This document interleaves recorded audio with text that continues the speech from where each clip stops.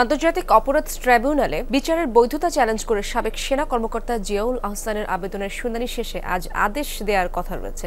সেখান থেকে সরাসরি যুক্ত হচ্ছেন আমার সহকর্মী আরিফুর রহমান সবুজ। জিয়াউল আহসানের আবেদনের বিষয়ে আদেশ কখন নাগাদ হতে পারে এবং এ বিষয়ে সর্বশেষ কি তথ্য রয়েছে আপনার কাছে? ইশরাত, মূলত এই জুলাই আগস্ট হত্যাকাণ্ডের ঘটনায় আন্তর্জাতিক অপরাধ ট্রাইব্যুনালের যখন বিচার প্রক্রিয়া শুরু হয়, ডিসেম্বরের দিকে মূলত এই হত্যাকাণ্ডের ঘটনায় হাজির করা হয়েছিল জিয়াউল হাসানকে।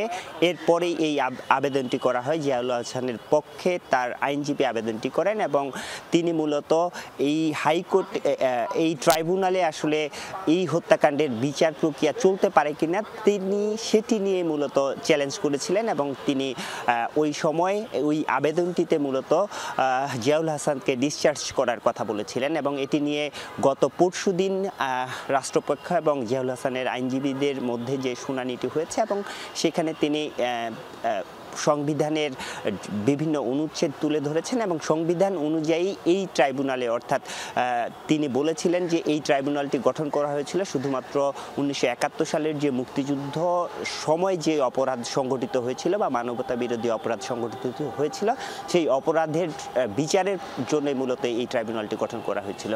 এর বিপরীতে রাষ্ট্রপক্ষের আইনজীবী বলেছেন শুধু 1971 সালের যে মুক্তিযুদ্ধের সংঘটিত অপরাধ সেটির পাশাপাশি এখানে যে কোনো ধরনের গণহত্যা বা মানবতা বিরোধী অপরাধের ঘটনায় বিচার প্রক্রিয়া চলতে পারে সেটির সংবিধানের বিভিন্ন ধারার বর্ণনা দিয়েছিলেন এবং সেই দিন দুই পক্ষের যে শুনানি হয় সেই শুনানি শেষে আজকের দিনটি নির্ধারণ করা হয় তার রায় জানানোর জন্য এবং আজকে আমরা যতটুকু জানতে পেরেছি ট্রাইব্যুনালের যে চেয়ারম্যান গোলাম মুর্তুজা মজুমদার তিনি এর মধ্যেই চলে এসেছেন এবং 11টার দিকে হয়তো কোর্ট বসতে পারে। এরপরেই হয়তো আমরা আশা করছি যে কিছুক্ষণের মধ্যেই এই অর্ডারটি তিনি দিবেন যে আবেদনটি করা হয়েছিল মূলত এই ট্রাইব্যুনালে জুলাই আগস্ট হত্যাকাণ্ডের বিচার চলতে পারে কি পারে না।